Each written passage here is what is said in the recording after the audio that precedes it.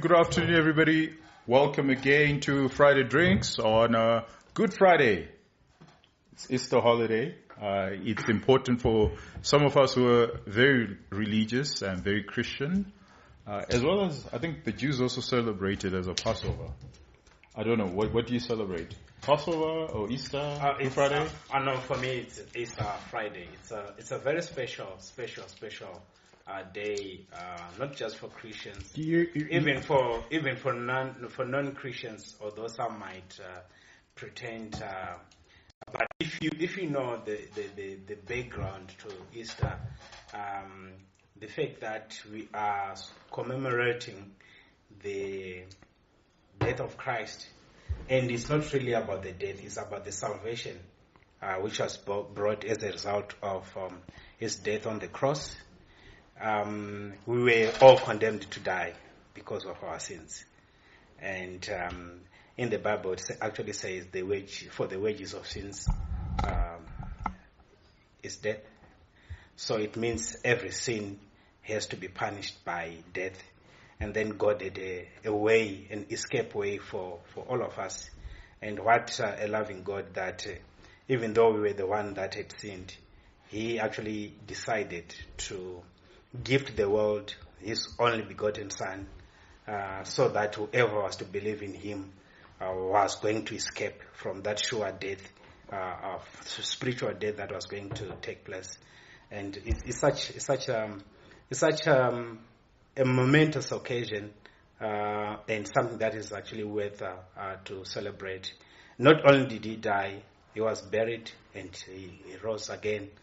Just to symbolize that God had actually accepted that act of Him coming to die for our sins. So it's so special. I can go on and on. Yeah, no, thank you very much. You've just proved that you're actually an elder at church, and that's very encouraging, and a very wise words as well. And to me, it's very special. This is not for you. We'll get to you. I think Raga will do so much better as a weekend pastor than a weekend farmer. Yeah, that might be true.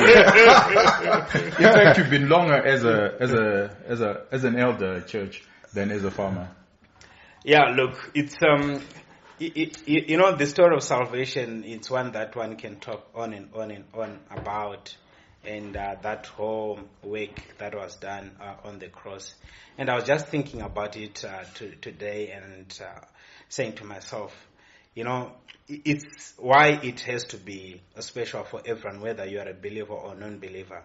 It doesn't change the reality that Christ actually came and died for you.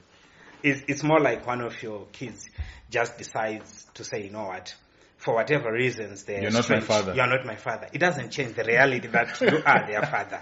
They might actually say legitimately to them that I don't have a good relationship with you as a father, or I don't want to be identified as your child. But that does not change the reality that this man is your father.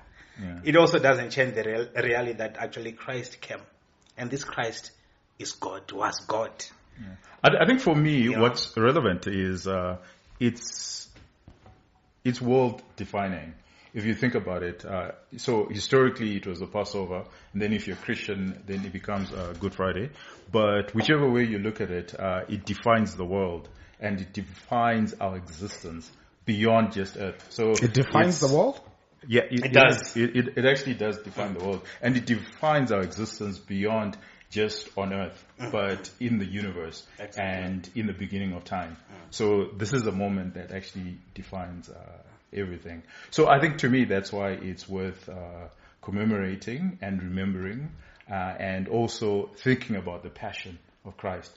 And to me the passion of Christ comes across in one particular way, which is that if you look at all the heroes in history, in ancient history, they were not born, in a manger, in a little town called Nazareth, and, a carpenter's son, and for all intents and purposes, grew up a very normal, very, run-of-the-mill life, and then becomes a hero, and then dies on the cross, right? So everything that the way Christ lived his life is nowhere near Julius Caesar, nowhere near all the greats that we read about in ancient history. And yet he's the myth that became reality. Because what defines him is not the death. Because all great ancients died. But what defines him is he rose. He defeated death. Amen. So still Friday drinks. No, I think this is quite momentous. Of course it is.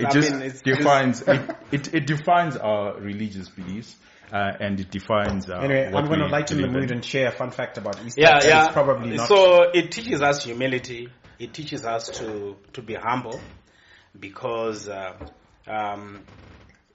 I've already alluded to, Christ was God. Christ is God. But when he came down on earth, he actually did not flex his power. Yeah. He could have done whatever he wanted, but he humbled himself. It wasn't not just because of the death, but the nature of death. Being crucified on the cross, that was the most humiliating way of dying of any. Like a common thief, a common criminal. In Roman times. Yeah, and he still went through it. Why? Because we were just looking at the price, and the price was to save our souls, all of us. Believers and unbelievers. Absolutely. What are we having today? Or maybe you can start with what you are having. Yeah, you can also make comments about Good Friday. Is allowed to. Well, I was going to lighten the mood, and mention that. So, as a person who thinks about Rome a lot, one of the commercial realities around Easter is that people have all these Easter eggs and Easter bunnies, and it turns out that in antiquity and during the Roman Empire, round about the Passover time, they also had pagan celebrations in which they wanted to celebrate fertility, and the rabbit is considered a symbol of fertility for obvious reasons, and this is why today when you look at the commercial side of Easter, people have these Easter bunnies, and that's the historical root of that, which I always find quite fascinating when I look at the history of these things and how they've been commercialized and where they actually came from. Yeah. So look, and for me, I'm not really emotional about the commercialization of it as it were. If people are seeing an opportunity, as long as the key message is not lost.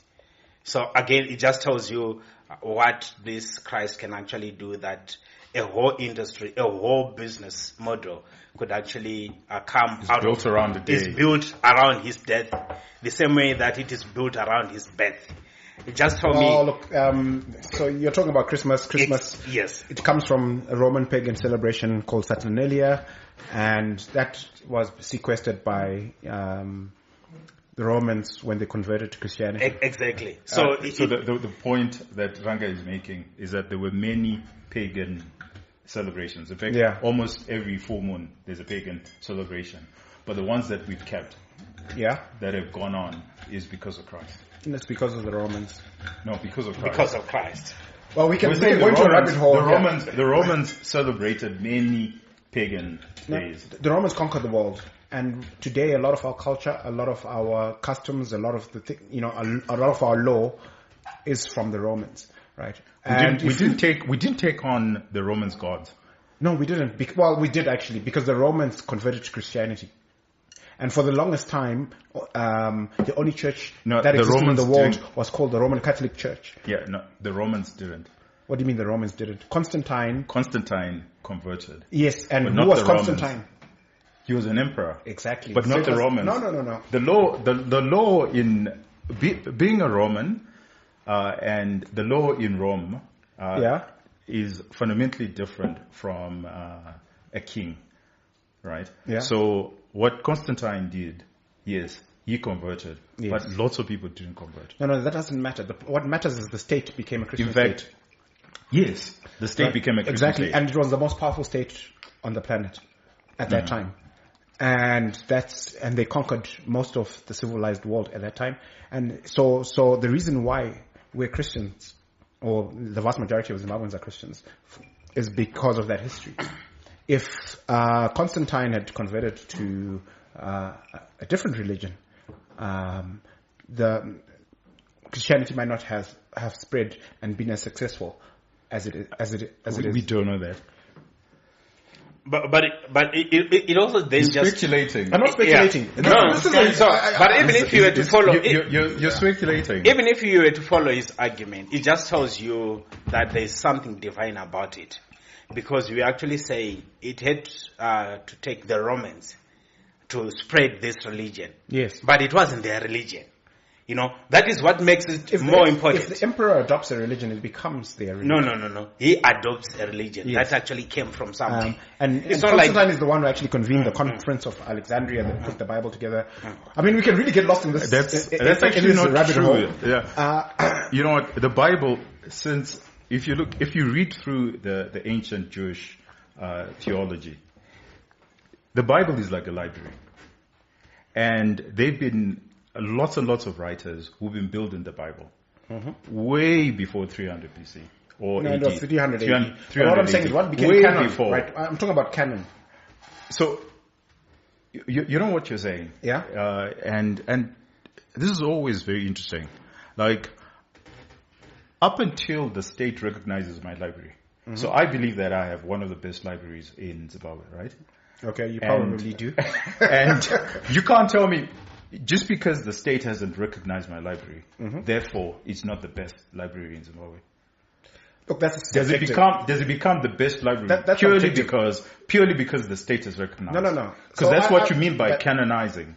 But the Yeah. tradition, the Jewish tradition, is that they've been documenting and they've been writing and they've been debating. They've had oral traditions as well. Yeah, It's not just oral tradition; it's written tradition. Yes, no, I right? agree. Remember, the language is the only standing language that cuts over the centuries. It's the longest. So the Egyptians, they've lost their language. But Hebrew is the only language that dates way back. And yet, the Old Testament wasn't written in Hebrew; it was written in Aramaic. And the New Testament was written in Greek. But you're actually proving the point. Yeah. There were many scholars, but it was written in Hebrew. But there were many scholars. Yeah. Yeah, well, okay. But anyway, that's for another day. But I think for us, believers, I think it's a momentous occasion. But anyway, you know what? That's why we're having Friday drinks, so that we have debates and I'm on drinking this wonderful, spicy. I'm still talking to the audience. Okay, sorry. And we would love to hear your comments as well. I think these are issues of debate. A lot of it's issues of debate, issues of belief, but it doesn't mean that we cannot have a conversation around it. So please, in the comment section or wherever you are, please debate these things and let's have a chat around it. But now, let's actually discuss what you're drinking. Oh yeah, I'm drinking another scotch, a spicy double cask called Arbelor. And I'm a June nerd. We talked about it briefly last time, and in June, the story centers around the spice, and so I'm drinking spicy Scotch whiskey in tribute to June, and this is one of the better ones. So, cheers, gentlemen. What? So today, because it's a Good Friday, we thought we promote something local, something that Derryboard has actually introduced in the local market. I think usually we tend to import this, but turns out that there's a local manufacturer who's doing great stuff as far as juice is concerned. So this is a Derryboard Natural Joy, and it's a passion coconut. I just add a bit of it and. Yeah, tastes okay. What do you think? Okay. Yeah, it's okay. It's my first time drinking it. So yeah, it's not bad.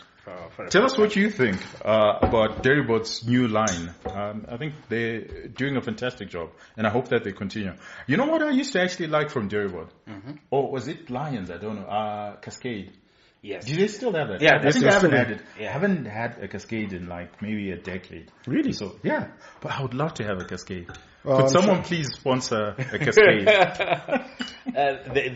There you go, colleagues at Deribot. Roash is in charge of marketing. I'm sure she'll get in touch with you. Yeah.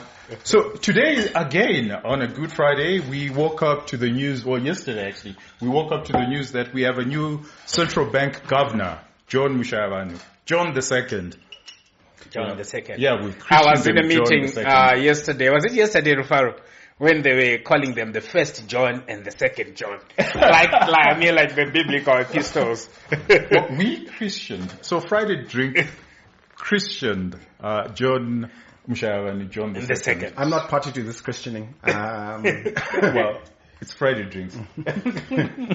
But I think it's important in a lot of regards because it speaks to whether it's a continuation of John the First, or we're going to see something that's totally different from John the Second. But how we're going to do this and how we're going to approach this is a lot of it would be speculation, and a lot of it would be, just our opinions and us opining on something that some of the times we don't know what we're talking about. But I think most of the time, some and most, but people like Ranga have a personal relationship with John II.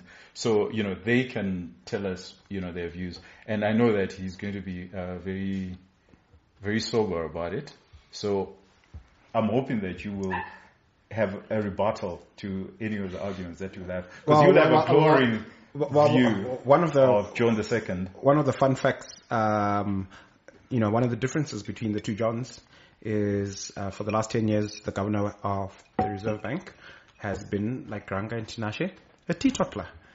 And we are getting an upgrade to somebody who actually appreciates. He actually does. He owns tipples. a bar or two, right? I don't know. Yeah, it's called Cheers. Oh, okay. So,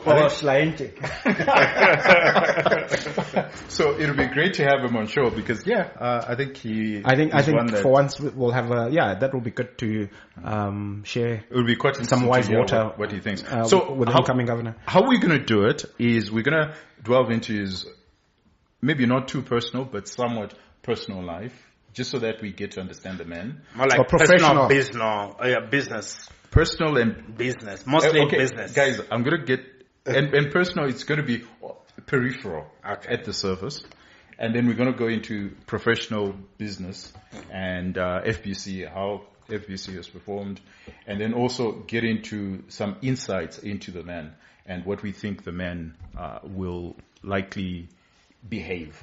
Because I think that what we're more interested in, what we've seen in the last three governors, is their behaviors are more around their characters and personalities than they are about policy. And obviously the politics, will get into that. So that's how we're going to structure it. And then eventually we're going to get into the economics of central banking.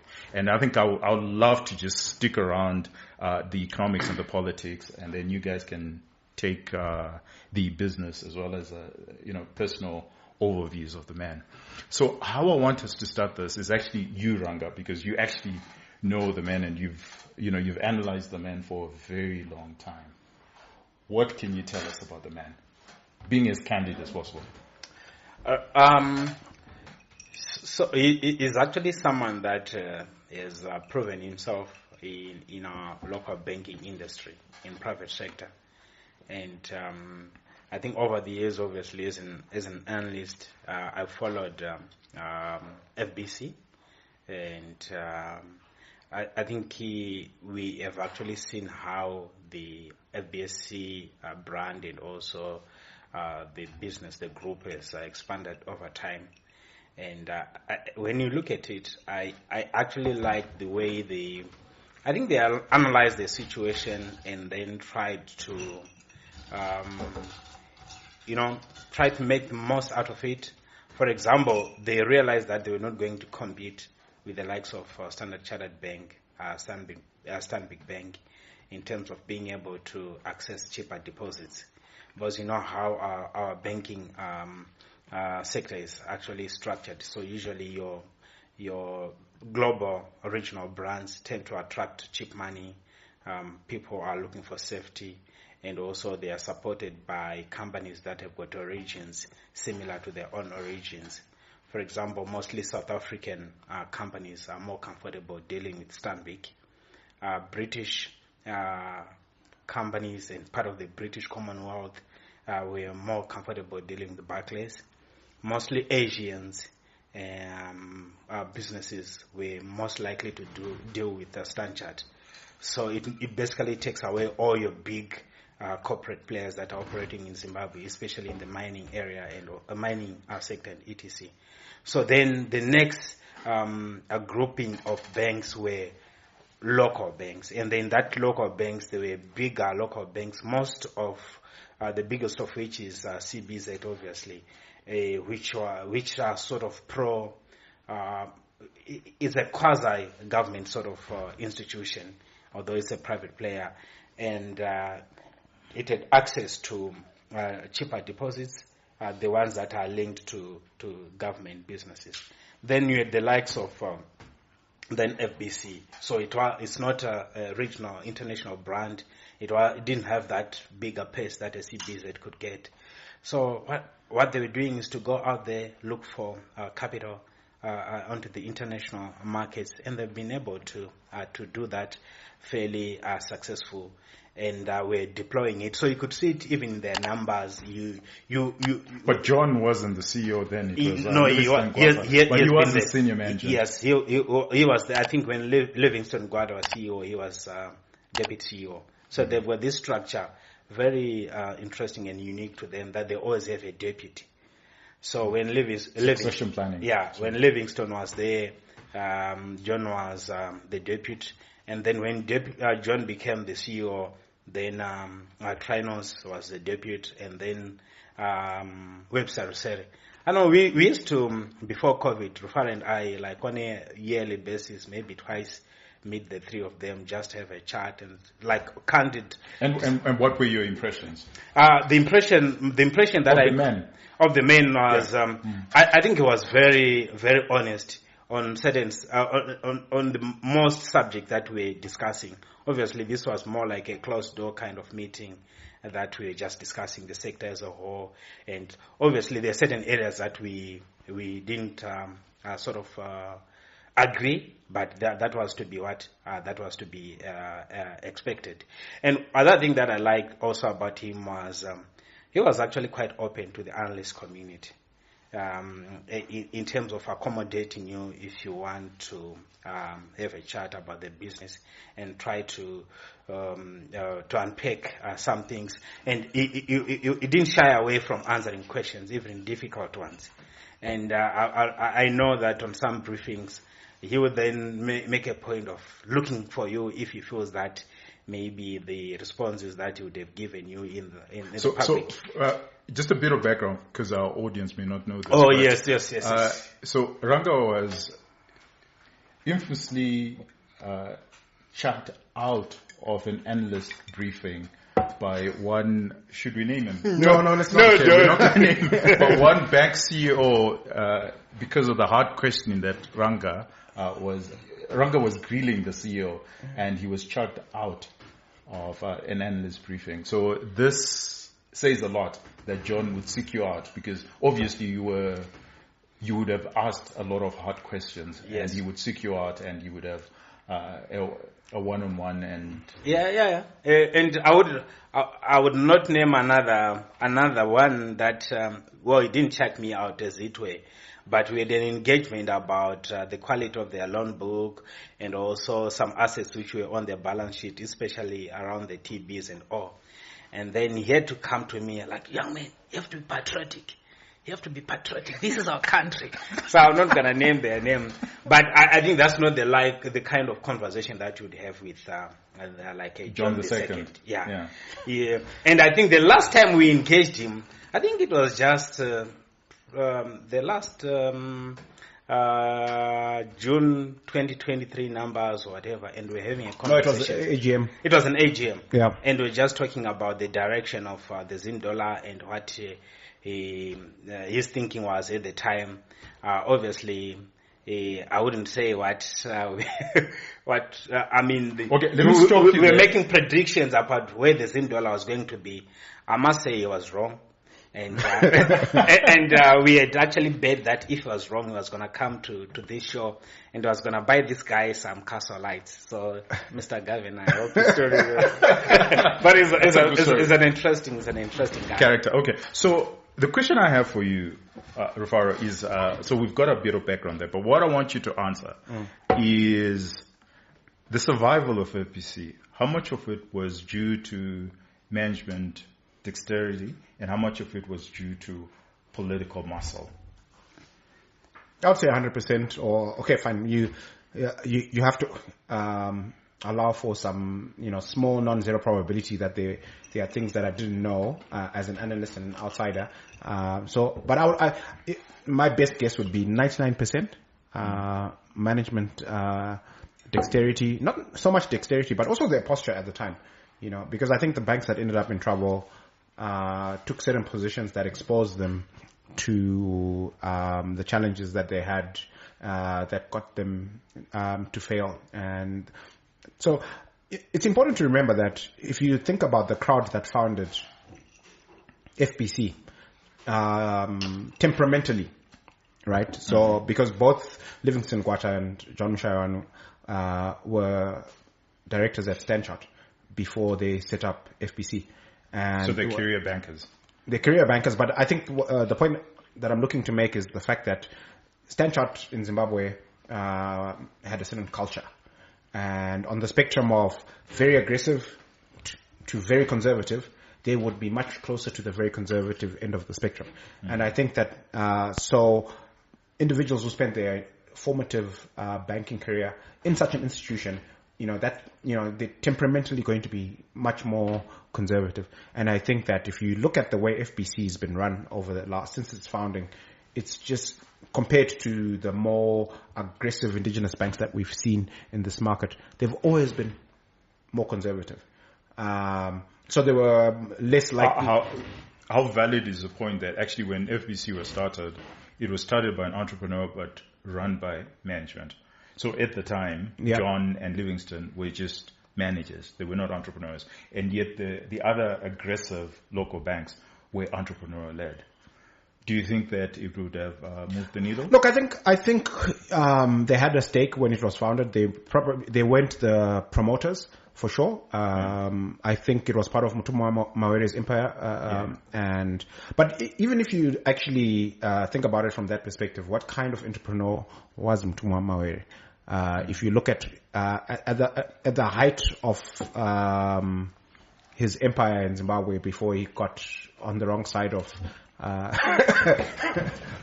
powerful people in government.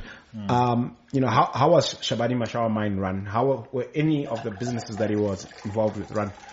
And one of the common threads across the Mutumwa Mawere empire is that he hired very competent, skilled, qualified, experienced managers. That's true. That was his modus operandi. He actually had structures that worked well. And he simply directed things at a very high level. So, so he would not have been the kind of promoter who would have been pushing his management team to take on more risk, and to grow faster. He would have said, listen, guys, this is a strategic institution in the context of everything else that I'm doing. Run it the way you best see fit.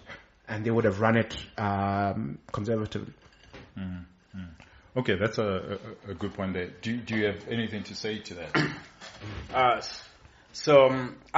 would say, I think to the extent that they felt that they had political leverage, they probably were using it.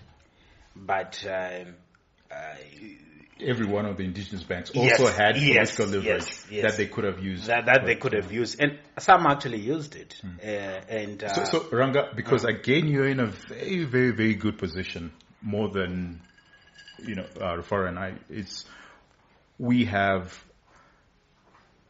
the Minister of Finance, who's also a former banker, who was at Barbican, and then we have John II at FBC. You actually work for Barbican, so you actually understand. You should have seen how my.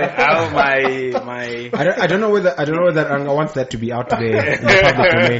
That well, you were young and foolish. No, look, I'm actually quite proud of my tenure at Barbican. my Barbican days, to be honest. Yeah. So what I want us to get to, because you can give us a glimpse of these characters because you know them very well. Well, in your working career at that time, what's the feeling you have, or what are your thoughts around Professor Mtuli? And the way he's running Treasury, would you have predicted that? And then let's look at John and what you've known of John. Just comparing the two characters, what do you think?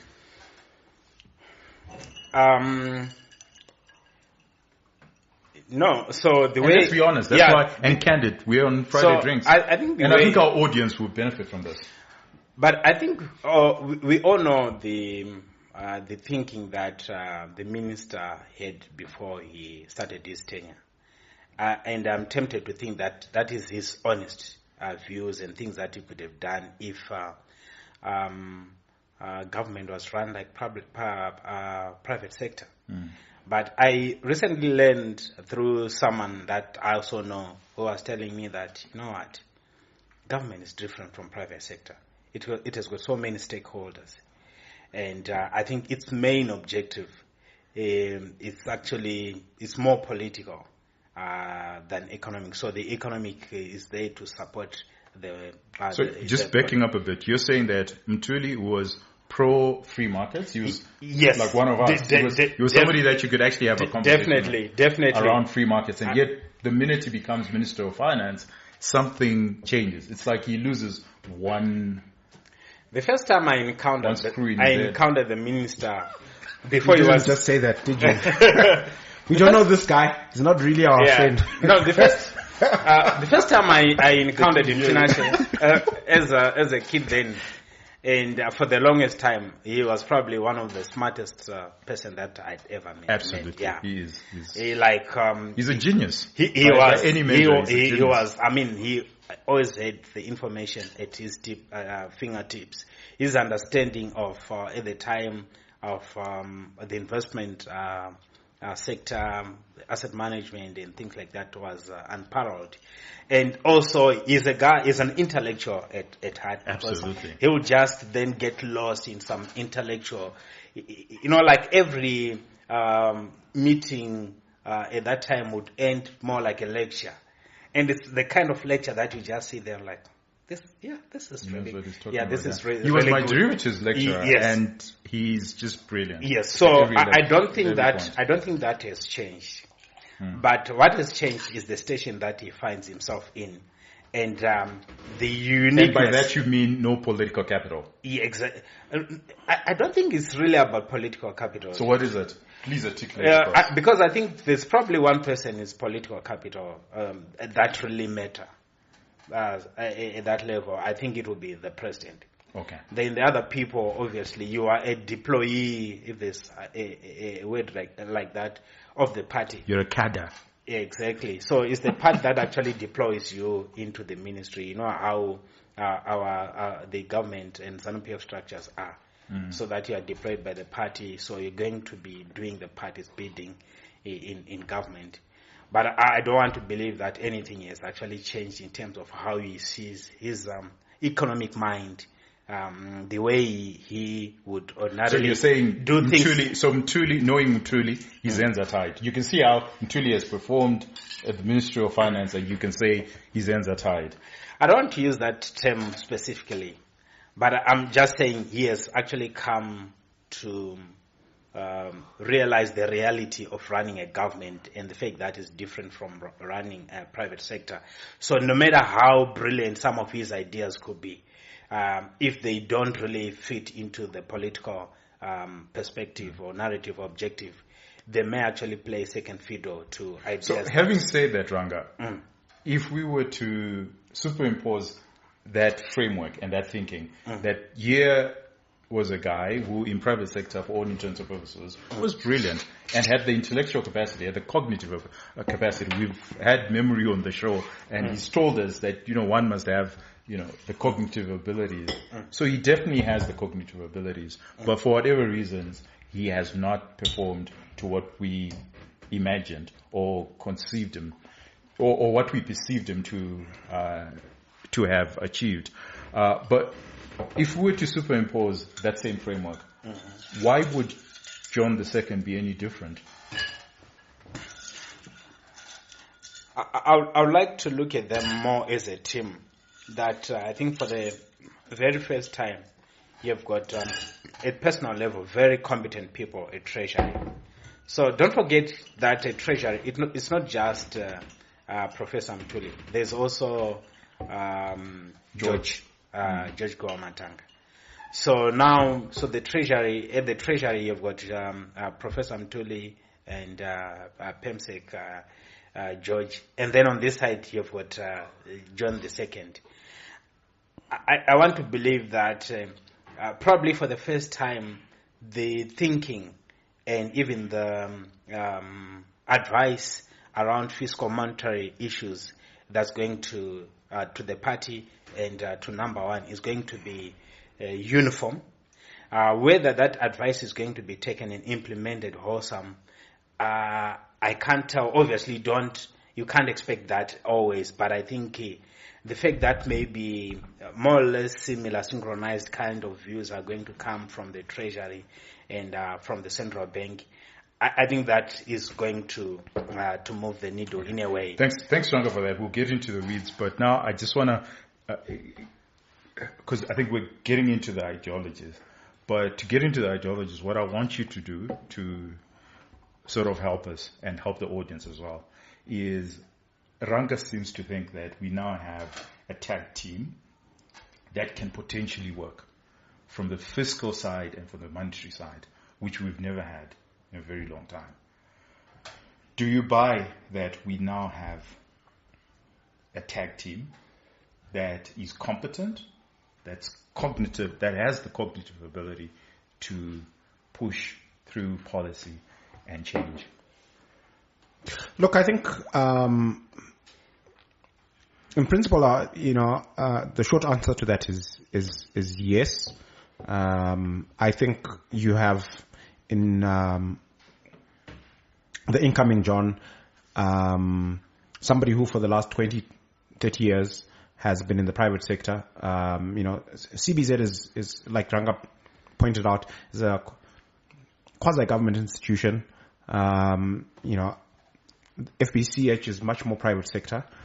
And so the incoming governor is a person who would have spent a lot of time interacting with people in the business community, listening to their concerns, empathizing with their needs and views.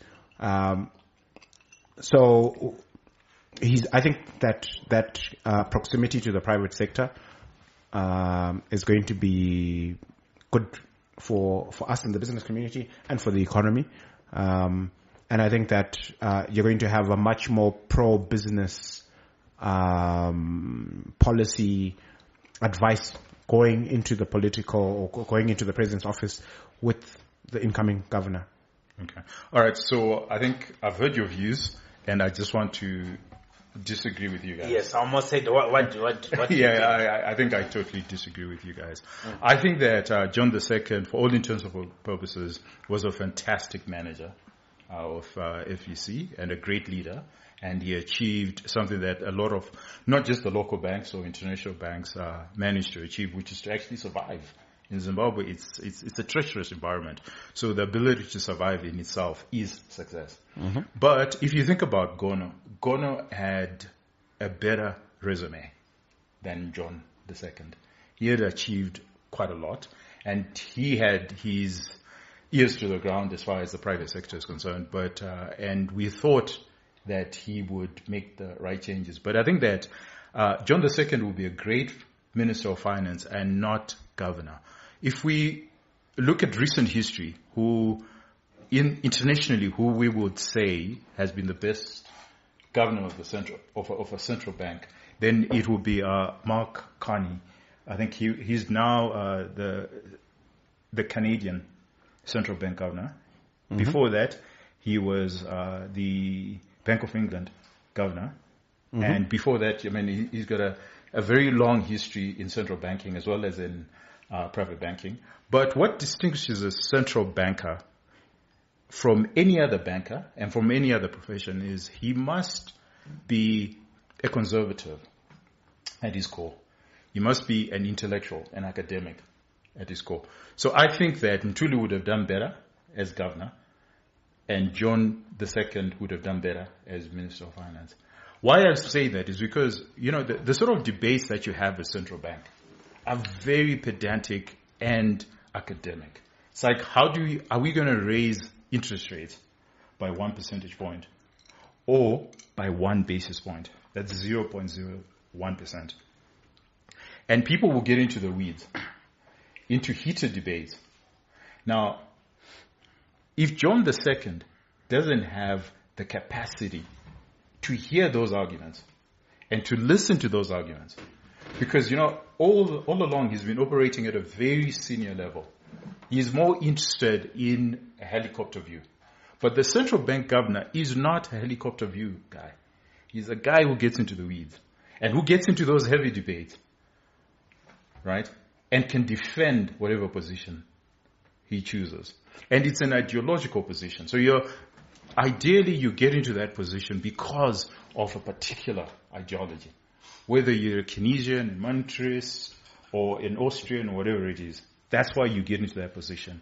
And you implement those ideas. So if you think of, Paul Volcker, Bernanke, all these guys, it's because they had a particular sway, and it's a position where you read economic journal articles. Now, if you can't read econometrics, it's going to be very difficult for you because the entire organization is made out of technocrats. We're interested in whether or not we should raise interest rate. That's the number one thing. And I don't think he has that capability. So I want to stop you there and push back before we get... before the thoughts is getting... Yeah. I'm going to lose my line of thought, my line of thinking. But you're the sober one. You can remember what you were going to say next. I'm the one who... you must accommodate because I'm more likely to forget why I want to push back at this point. Because I don't... I was going to give you the time to push back. Yeah, but the first thing is, I was going to articulate why... Because I've given you guys space to articulate why you think he's a good guy. Can I moderate on this one? I think you make a case that is not applicable for the Zimbabwean situation. So when you talk about the Bank of England, when you talk about the Fed, these are very complex, sophisticated markets where the nature of the problems that they're solving are highly complex and technical, right? Zimbabwe is not at a place where our challenges are that we've been failing to figure out really complex and sophisticated issues. It's very simple. We've been printing irresponsibly. Right? It's not an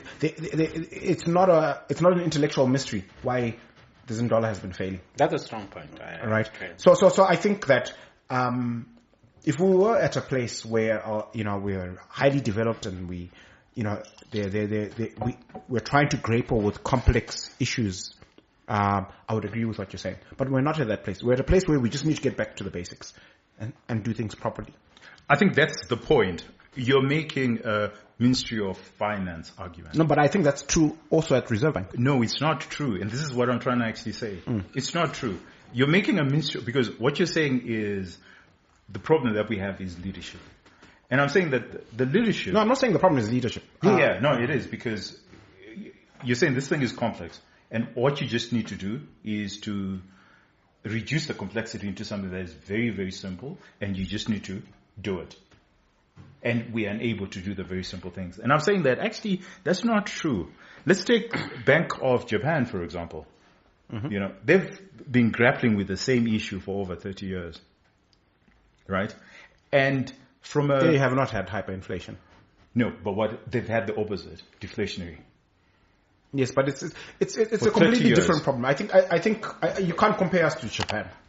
And this is the point I'm actually trying to make, that yes, we can. So that's monetary economics is the same thing. So Kanya, I'm sure you can then now finish your argument after Shumba had sort of interjected there. So there was a train of thought that you had. So maybe you can just go ahead. All right.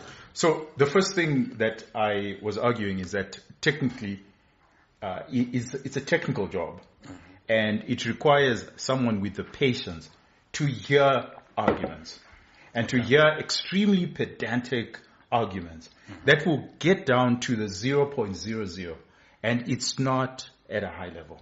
That's the first thing, right? And then the second thing was where we are and what our problem is requires a political solution before we really focus on the technical monetary solution. And what do I mean by a political solution? Is that we've not had a governor. And I think this is something that I actually agree with Gideon Gono, where he says there's an elephant in the room. And the elephant in the room is public expenditure has been way ahead of our budget. And is that why he was printing recklessly? Because, it's beyond, and people have written about this, that it's at some point, at some level, it's beyond his purview, right? That you're in this seat and you can have as many governors as possible, but the impossibility is because the political will is not there to rein in expenditure. And they will find whatever loophole there is to print. It just happens that the printing happens at the central bank. But if the printing could happen at Ministry of Agriculture, or it could happen at, Ministry of Defense or Ministry of Health, then the problem will be there. The problem is located at the central bank purely because that's where you can print. So what if a governor comes like John II and says, I'm not going to print? So if the Minister of Finance or whoever has got expenditure overruns, they have to make a plan. If they can do the printing from the ministry, then that's fine. Then central bank just sticks to what they have to do. He doesn't have that mandate, because if the president says print, what will he do? You see, that's why it has to be a technical guy. It has to be a guy who is extremely good at articulating. But I think where I differ with him, Kanya, is I think the printing actually becomes so pervasive during Gono's time. So if it was just a case of instructions from the president for the governors to print, I think we should have seen that also with Governor Kombo Moyana, Governor, is it Leonard Tsumba? Why is it that he just went out of the way when Gono came? I actually think... so can I show you? Actually... that actually we've had more printing under John I than under Gono. So the only difference between Gono's printing and John I's printing is that under Gono's printing, the market didn't know that you could dollarize on your own. Okay. Right? So they would stick to whatever the policy is. And they didn't understand that actually you could hold your US dollars and just forget about the central bank. Whereas with John, he's actually been printing, John I was printing a lot more, but the market had found a solution. But I was saying Kombo Moyana was not printing. Leonard Tsumba. Because there was no political... So isn't that a case that maybe Gono is the one who just came and said, I've got a solution. And the solution is, let's print. And then because John II came with that sort of history in mind, when he got in trouble, his only solution was he went into the Gono mode. Okay. I think you bring out a very good point, Ranga, especially when we look at Tsumba and Moyana. And my argument is, if you look at what we were collecting in the 80s and in the 90s, we could accommodate the expenditure. Right? So the pressure on Moyana and Tsumba was not as much. Although Tsumba, in the later years, there was a bit of political pressure. And I think that's why then it became, we need to find a governor who's more amenable to our printing. But I think that they got away with it purely because the pressure was just not there. This is a very good anecdote. You know why Alexander the Great is one of the best military generals in the world. Is he? Yeah. He's the only general who never lost a battle. And do you know why he's great? He didn't live long enough to see his losses. Because he died at 31. This is why I question the premise that Alexander the Great was actually great. Precisely. That's the point I'm trying to make. That Tumba and Moyana, we need to give context. That actually they performed a little better than Gono and John the First and John the First, purely because the political pressure was not there to print. And the legal framework that we have. So let me give you a very good example. Is the South African central bank governor, Kanyago. So he's done a phenomenal job because he hasn't, bowed down to political pressure. But a lot of it has to do with the South African constitution. The South African Reserve Bank is an independent body. It's privately owned. So, and they don't have this law that allows printing up to 20% of the previous year's budget.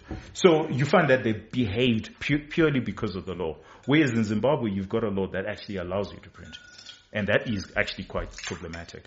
And I think that when we analyze John the Second, and this is actually my advice to John the Second, by the way, is that I'm saying to John the Second, he must actually recognize that there's nothing special about him.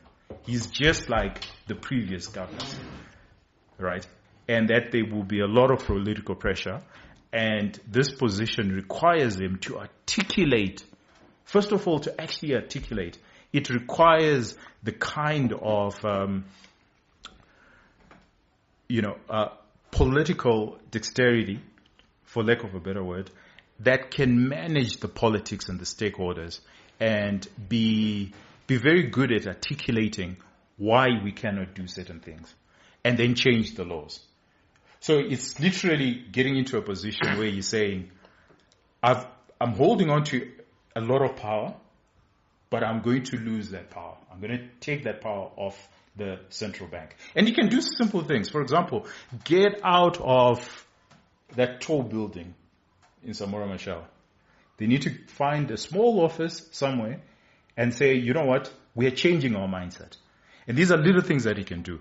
He can repeal the Reserve Bank Act, particularly, I think it's Section 8A, that allows the printing, the overdraft facility at the central bank. So I completely disagree with you. Okay, sure. So please articulate why you disagree. Firstly, I don't care for symbolism. Okay, if the governor moved out of the office on Samora Machel to a more modest accommodation, I don't think that changes anything. The building is there, the office is there. What we need is action that actually moves the needle, not symbolism. Yeah. So I don't care for that idea in terms of there's something wrong with the governor of the central bank being housed in the tallest building in the country.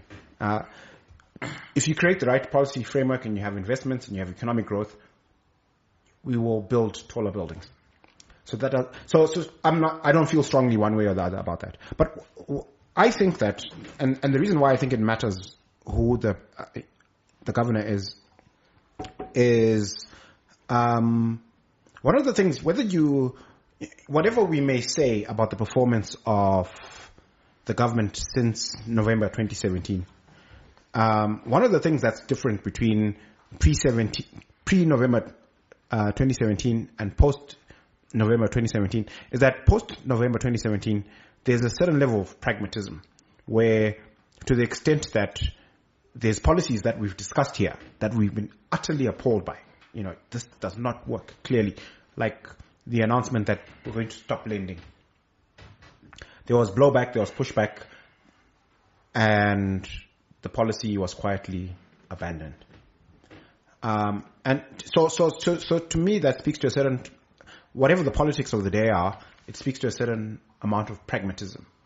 And I think that one of the things that we haven't discussed here about the governor, one of the reasons why the incoming governor actually got that job is because he has a long-standing relationship with the president. And he's actually better placed to articulate certain views about what should and shouldn't happen in monetary policy.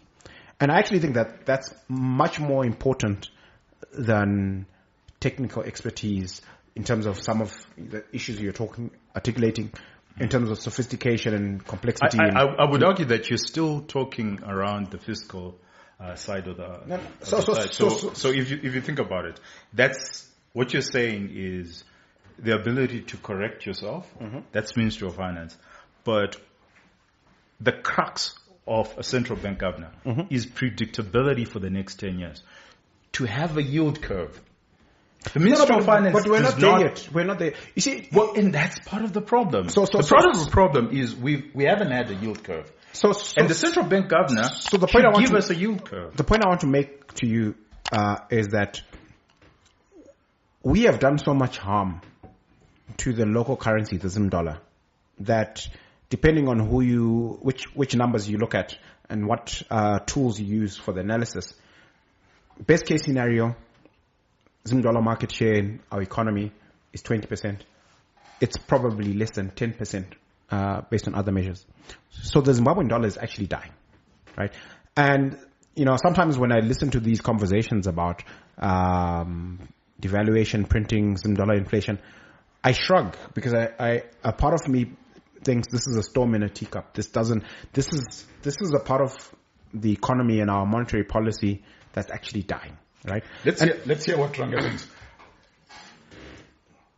This is the CEO versus CFO argument. Okay, so I always want to compare CBZ and FBC because both of them have got some political influence.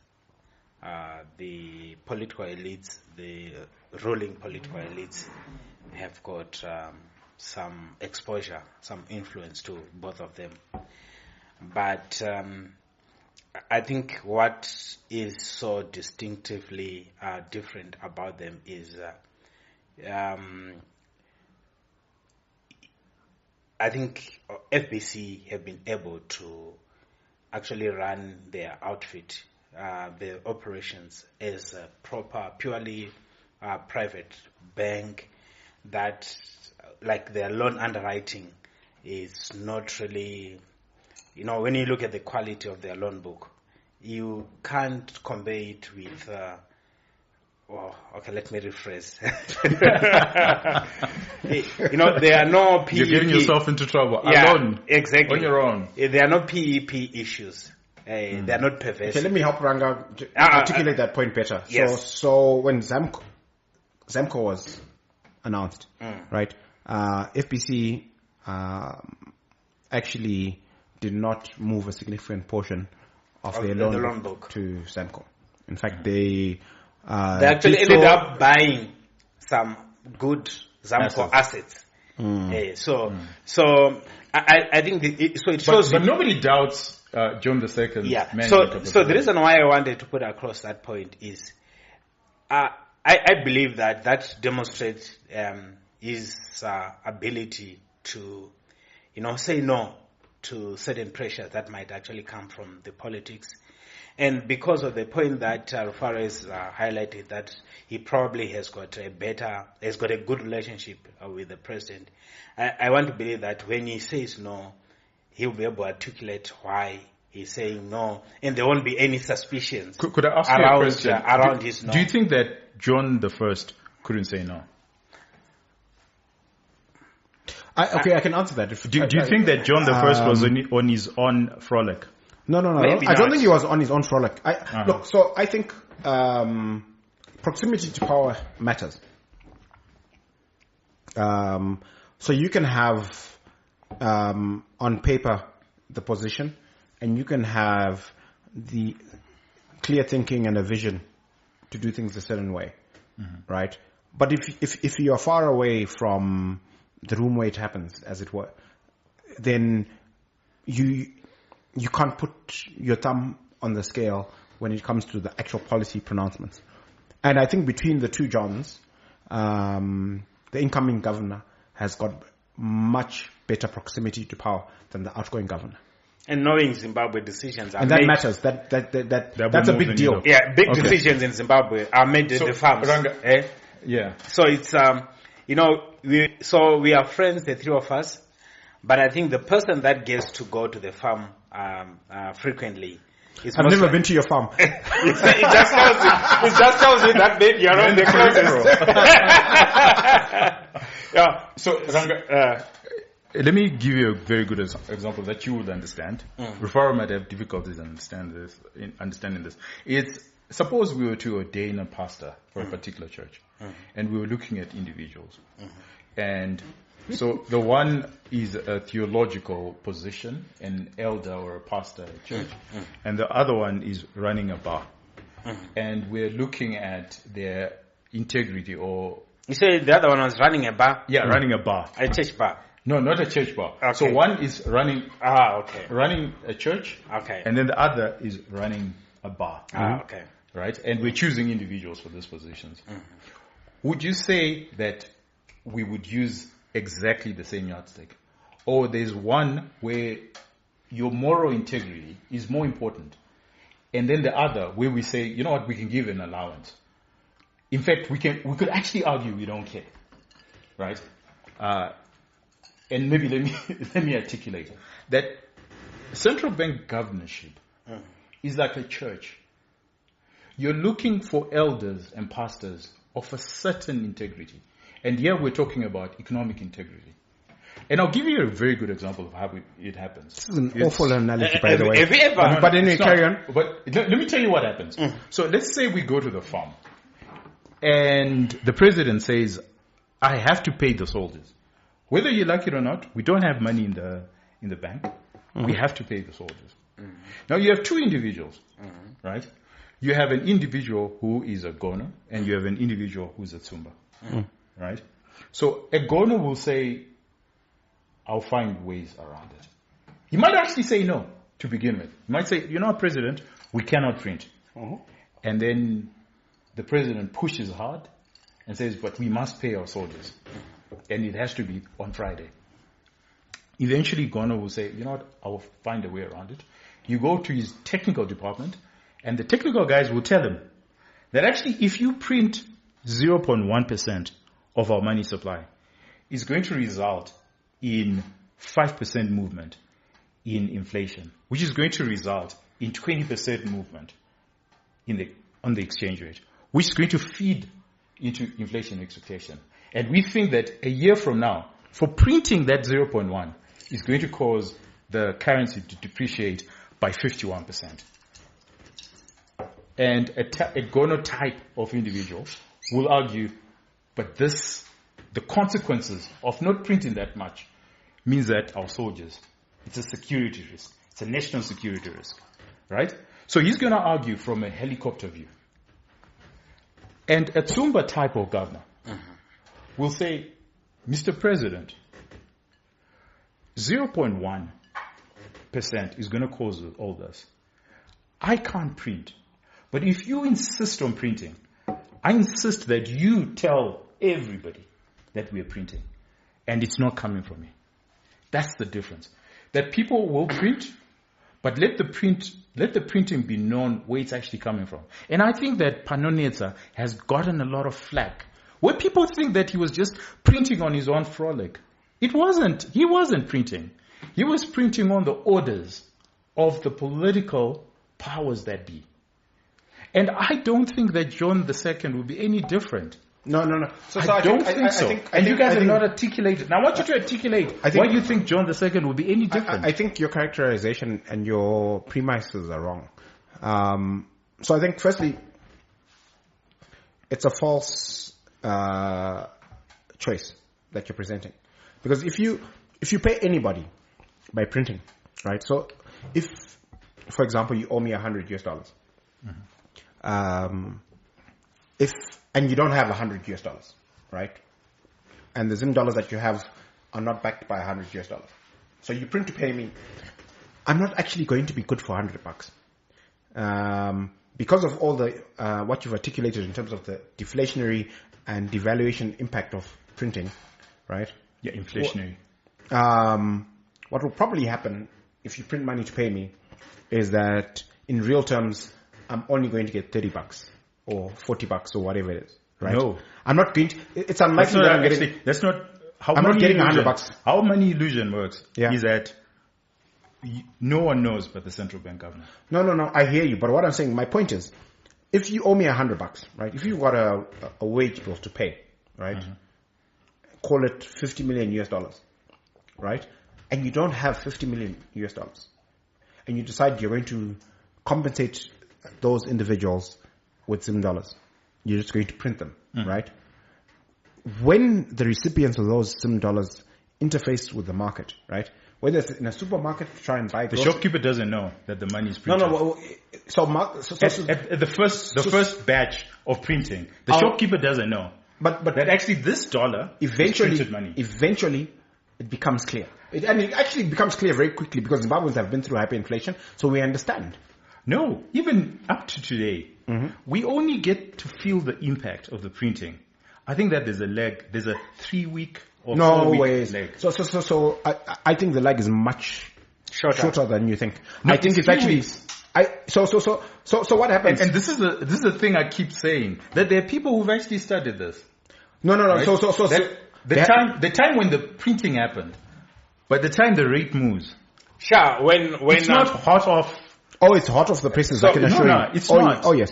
So if you look at last week, for example, when big balances are credited into people's please accounts, pass me the cold water. and the rate at which people want to get rid of the Zim dollars, I don't think it takes 3 weeks. People who just want to get rid of the Zim dollars immediately after receiving them. So this is again the technical thing that I was saying. So let me tell you what actually happens. So literally, because of money illusion, what you do is you create the credit first before the printing. Okay. So what happens is, if you're the shopkeeper, I come in, I take the product off you at today's price, and I don't pay today. I only pay 2 weeks later. And because you think it's Zim dollars, you could actually put it at a premium. That's the interest rate, and say, oh, you're picking up my product at this rate. Okay, when you pay me back, I want you to pay me back in 30 days at X amount. That's not how Zim operates. That's exactly how government operates. Because what is actually happening is all our wheat farmers, all our government suppliers, all the contractors, they're on credit to government. Yes. So to the extent that they're on credit and they get paid in Zim dollars, they have a conversation about how much is going to be paid on settlement date, not before. No, but that's credit because I'm providing the service today. So yes, it's credit. So I've created the money not in 30 days time. No. Or whenever I get paid. So I've created the money today. So I want to clarify. So those conversations, the way they work is that you access a good or service today, right? You agree a US dollar price. Nobody agrees a Zim dollar price today. And then if a Zim dollar payment is going to be made... If you're a government supplier. Yes. When it started, it wasn't a US dollar price. But it is now because the longest... No. But what we want to first understand is what money illusion is. And money illusion I understand what money illusion is, and you've explained it quite well. Yeah. And the point I want to make is that we are way past a scenario where government can print today and it only impacts the exchange rate 2-3 weeks later. Has there been Nostro printing in Zimbabwe? I would say no. That's money illusion. Because there is. Because today, if you're saying that there's a government contractor right now who's being given a US dollar price, is that cash US dollars or that's Nostro?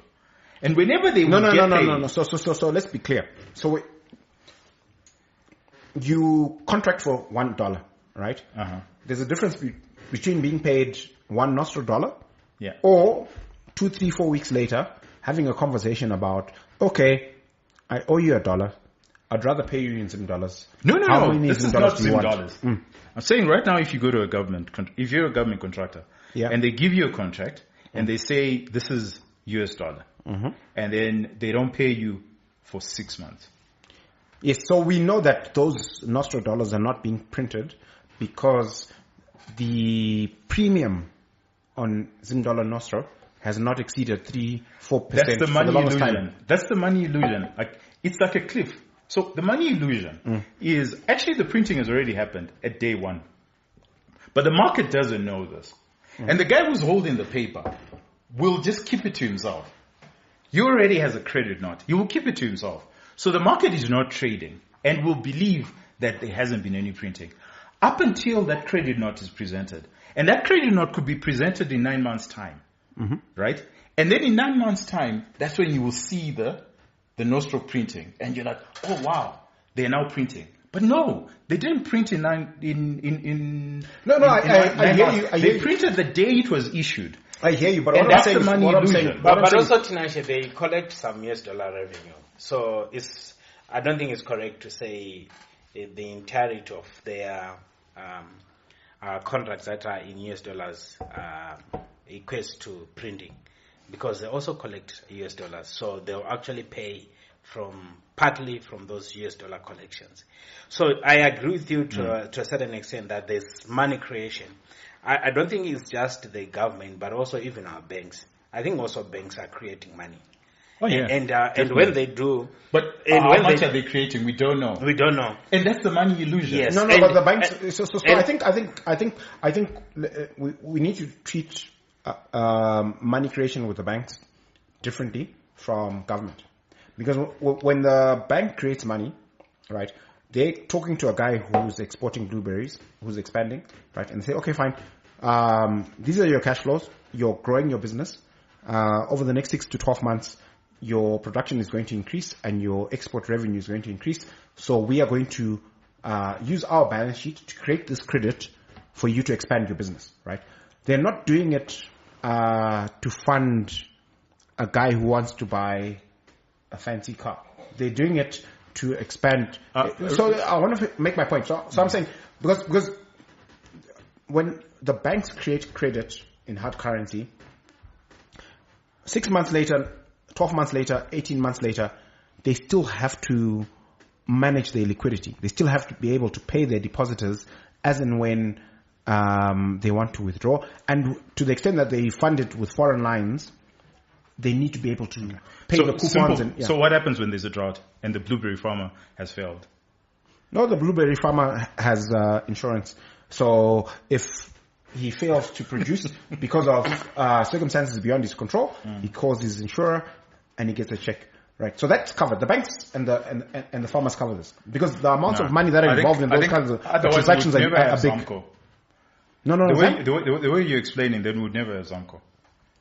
The reason why you have Zamco is that bank lending can actually fail. And when it fails, you've created this credit in the market, and the guys have failed to pay back. But remember, the banks... I think then banks were very reckless. I agree. Right now they are not, because I think the average, even the average non-performing NPL ratio in the industry is less than 5%. Which is even below the Basel recommendations and all. At that time, most loans were not performing, because you'd look at the loans to deposit ratio at the time. I think it was nearly 90%. In fact, even more than that, because banks were actually going to get more money from the balance sheet and lending. You're right. But right now, banks, if you look at the loans to deposit ratio, I think they are less than 50%. So banks are actually quite cautious in terms of the loan to deposit ratio how much they are lending. Today. But we don't know what it will be in 2 years' time. Yeah, and I think, also, what I've seen with most banks, what they're doing is they've actually split the US dollars into two. Even the lending is also split like that. So if you are borrowing for internal project that requires US dollars, they give you nostro, because they know that your repayment is what? Is nostro. Is nostro. Yes. If you want hard money, they are funding most of that using their lines of credit. And you know what they say? They're saying you have to ring fence your export receipts. So the recourse to someone who is accessing hard currency from them is actually the export receipts. I totally agree with you. So on that score, that one is not affected by the money creation we are talking about. Yeah. No, I agree with you. I agree with you today. Mm-hmm. Today, you're correct. But we don't know what's going to happen in 2 years' time. But True. And the most important thing is it's one monetary system. So it doesn't matter if the banks are very conservative. As long as the government is not conservative and it's one monetary system, at some point you're going to bastardize what you term in the US dollar. Agreed. And I'm saying that by the time you realize it, so the day you wake I beg up, to differ. But anyway, carry on. so the day you wake up and the premium moves from, let's say it's 2% today, and the premium moves to 3%, you can't say, oh no, they printed yesterday. When it moves to 3%, just say they actually started printing 3 months ago. I just didn't know of it. And all I'm seeing now are the consequences of that printing. So there is a lag. Whether it's Zim dollars, whether it's Nostro, or if it's US dollars, even in America, there's always a lag. Because you don't know the guy who gets paid, who gets the credit note first. We don't know that information. So given that analysis, I would say that then becomes one of the key things that John II has to be looking at. Being transparent. Being transparent, but also just watching that Nostro number, how it grows, and to ensure that there is very minimal money printing. I think that is going to be even more important than being technical and knowing the nuances and how econometrics work and things like that. I think for him that's going to be the most important thing, because if he can deal with that, then it means the inflationary pressures and the currency depreciation and the loss of confidence on our local currency, I think they're going to be addressed.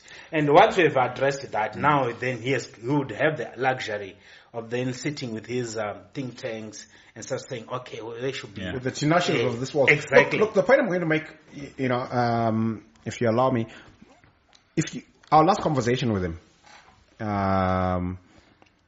he was very clear-eyed about the importance of a local currency, and I think he's not excited by these new structures. He believes strongly that if a country and a central bank manages their local currency properly, it will work. How do you manage your local currency well? So number one, you don't print. Number two, you have market interest rates and market exchange rates. And then, you see, and already that's why you have to be technical, because we manage. What's technical about that? No, you don't need So to. it is, you have to be technical. Yeah. Okay, so do you know the reason why they print, why eventually they print, is because somebody will show you an invoice. So the ministries, the core issue is expenditure, and the expenditure doesn't happen at central bank. Expenditure happens at line ministry. It doesn't even happen at treasury. And that's the problem we have. It's because the guy who's supplying fuel to Command Agriculture just supplies the fuel. No, command is not there anymore. Well, the from Budza or whatever it is. Whatever it is. The guy who's supplying fuel just supplies the fuel. Right? And just raises the invoice. And he says, you know what, guys, you pay me later. I don't care. But he keeps on supplying. Then Treasury eventually gets the invoice. Like, no, we didn't approve this. Okay, sure. Right? It goes on for 2 years. But eventually, someone then says, but these guys actually delivered. And they're going to take us to court. And they're actually literally taking us to court. We have to pay this. Then it's paid out. So, the invoice was raised 2 years earlier. But the money printing only happens 2 years later. So the governor is in there, and he actually doesn't even know. He doesn't understand. When you have a road construction, we've seen road construction. Do you think there was any approval that happened with the latest road construction? Or someone just decided, you know what, guys, because we know that there's this is speculative. Look, Tinashe. Well, we didn't see it in the budget. I think, look, it's an interesting rabbit hole to go into. I don't think that, I think printing is very specific, right? And it happens at a high level at the Reserve Bank. And I think that the disposition of the governor makes a difference. If you have a disposition where you're opposed to printing, and you have some access to the highest office, and you can articulate why it's not a good idea, I think you can move the needle. And I think that the incoming governor... so this is my best guess, right? And look, it's early days. Okay. And 3 months from now, 6 months from now, we will actually have data to review our conversation and say, look, actually, Tinashe was right. Well, I've been studying this for the last 10 years. But I think where I agree with you, I don't want this conversation to end with a perspective that Friday Drinks believe that Dr. John Mangwenjika was printing recklessly without the authority and sanctioning of his superiors. I believe that instructions were coming for him to do that. Probably what would be different is how one responds to that instruction. So when we are looking at the two gentlemen, we are not looking at one as a saint and another one as a villain, but it's more about who is probably more able to moderate and say, no, I can't do that. It's not going to be an easy thing, even for the incoming governor. So as he started this job yesterday, it's probably something that he needs to actually know from day one, that maybe his first assignment will be in his in-tray, all these invoices that needs to be paid. And how the next 5-10 years of his tenure are going to be viewed is going to be actually a function of how he's going to respond. So Ranga, sorry, I'm are you confusing Ranga with me? It can't be. What is in your glass? I don't know what you put there. But Ranga, that's an interesting one. So the wheat farmers haven't been paid for 2 years. Did you know this? No. Okay. So I'm telling you. So the wheat farmers hadn't been paid for 2 years. But now we're going into wheat season. So now they're paid. Right? When did you think, when was that money printing? Is it the money printing now to pay the wheat farmers? Or was the money printed at, 2 years ago with the credit note? When do you think money printing starts? The obligation was created 2 years ago. So money was actually the money should have been printed, since the guys believe in printing, should have been printed like 2 years ago. All that they've done was to delay it. And, okay. So let me give you a technical reason. And this is why the Reserve Bank governor has to be very technical and understand this. The money was printed 2 years ago. Okay. When the wheat farmer... No. Okay, but finish. But this is the technical bit, and I'm trying to tell you, and I'm trying to show you so that you guys understand this. Make the technical argument. So the technical argument is, when you gave the credit note and the guy delivered, and you gave him a credit note, he used that credit note. And credit note, remember money is credit. The farmer didn't just fold his arms and say, oh, I've been given this credit note by government. He probably went to a bank, unlocked some liquidity. Went to a bank or went to his suppliers and gave them the same credit note. And so the credit, and there was interest that was charged on it. So it was discounted. So already all that is actually money printing. So the money printed actually started 2 years ago. And that's the money illusion. The money illusion is we didn't know that the wheat farmer hadn't been paid. And that money, we should have counted it. If central bank was doing its proper accounting, because that's another thing that the governor has to be clear about, that we're not properly accounting for our money supply. Those credit notes, government credit notes, is money increase. It's money supply. I want to push and back. It's printing. I want to push back because creating an obligation, in my mind, it's very clear, is different from printing. So you can actually get the stock or good or service from the farmer or whoever, right? And commit to owing them $1, right? But a year later, or whenever it is that you decide to actually settle, you have two choices, right? You can print to pay, or you can actually tax someone or raise a bunch of money to pay, right? It's not a given that you have to print to pay. It's an option, but it's not a given. So even what you're saying about the roads, right? There's all this road work happening, right? Somebody's authorized it. The contractors are doing the work, right? Maybe they've been paid upfront. Maybe they have not. If they're going to be paid in 6 months or a year or whatever it is, right? On that day, the government has two choices, right? They can print, or they can actually have taxed a bunch of people or raised money somewhere to pay without printing. So it's not a given that when the obligation arises, there's going to be printing to pay for it. Okay. I'm actually quite surprised because this is a very simple, straightforward example. A wheat farmer delivered wheat. Yes. But we didn't print. We said, yes, we gave him a delivery because we actually didn't have the money. Yes, we didn't have the money. So, but it's normal in business. Yes. It's normal in business that someone can deliver. No, then as long as it's, and this is the accounting. Then you create what? Accounts what? Payables. Yes. Right? So I owe you yes, delivered wheat. Yes. So if you've got accounts payable. I signed your delivery note. It happens in business. Yes. This is a problem with these simpletons, and that's why central bank has to be run by professionals. No. Make your case. Okay, so let me make my case. Because I think Faro's point is very strong. In central bank accounting, an IOU from a private citizen is not money printed. An IOU from government is money printed. No, it increases the money supply. No.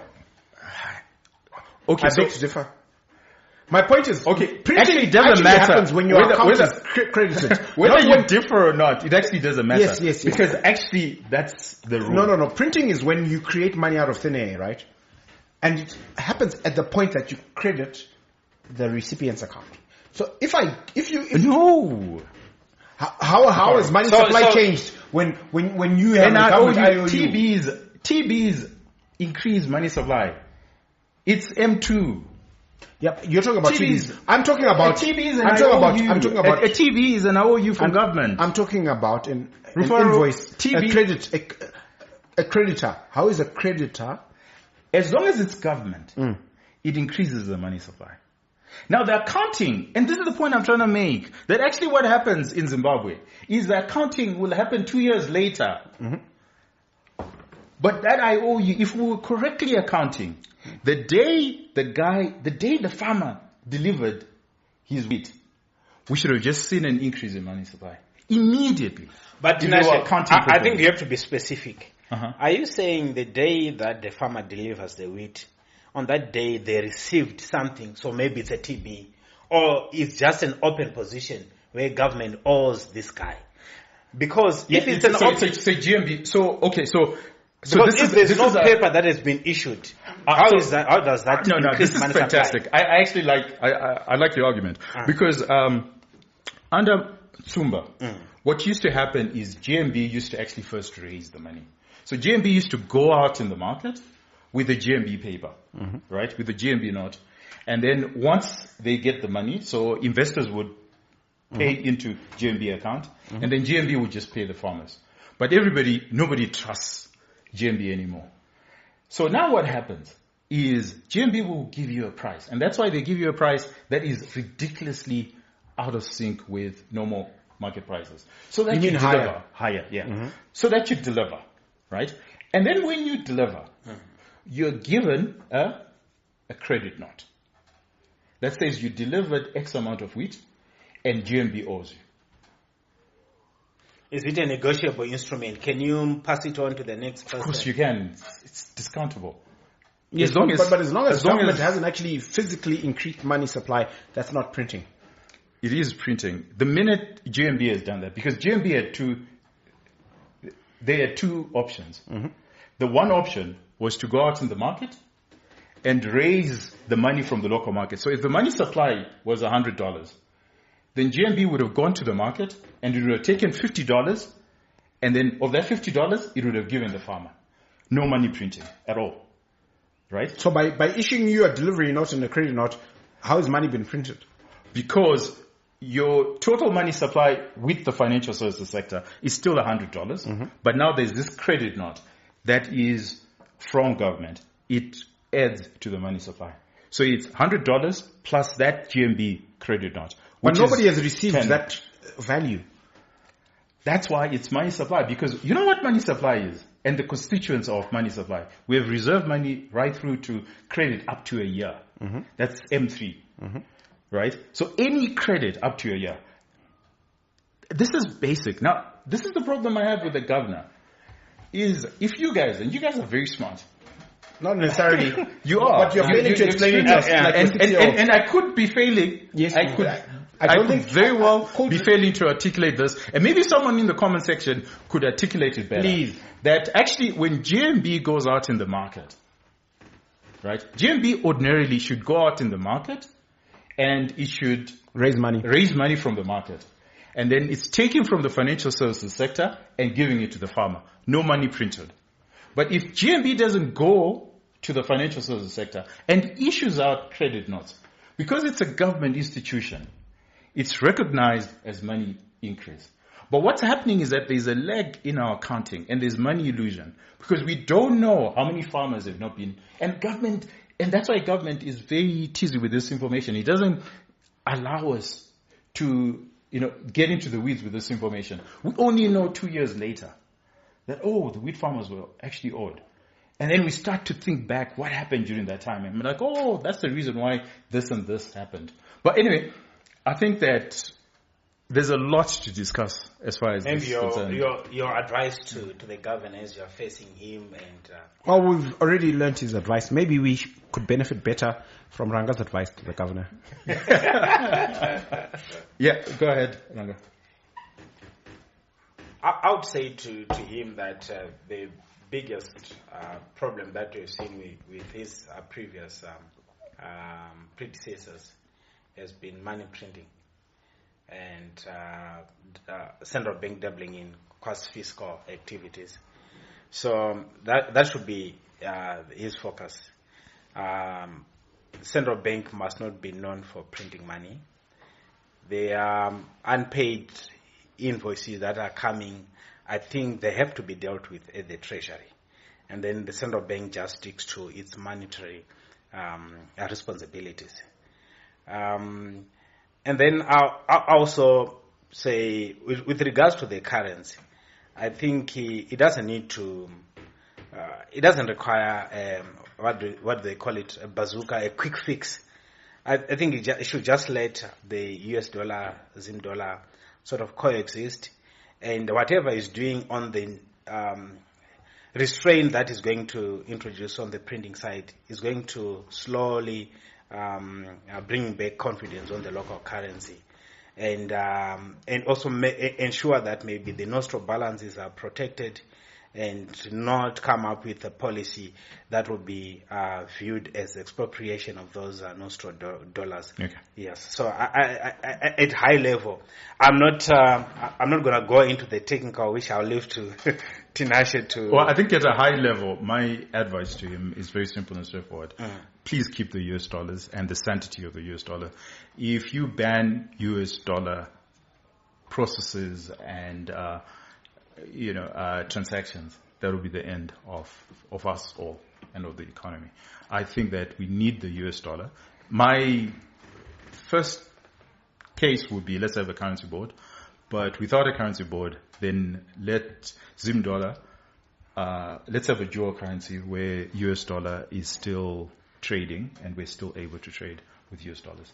Your advice to the governor? So, I think he's done an incredible job at FBCH. I think his banking career is impeccable, and my advice, it doesn't have any specifics. My advice would simply be to continue that impeccable record at Reserve Bank. Okay. Well, there you have it, ladies and gentlemen. Let's hear your advice to the new governor. We certainly wish him well. I think it's a tall order. If he does achieve and controls money supply, I'll be the first to admit that I didn't see it coming. But I do wish him well. So with that, have yourself a wonderful Easter, and let's hear your comments and what you guys think. Otherwise, we'll see you next time. Maybe Cheers. you can drink to it. Okay. Yeah, for sure. Cheers. Cheers. Cheers.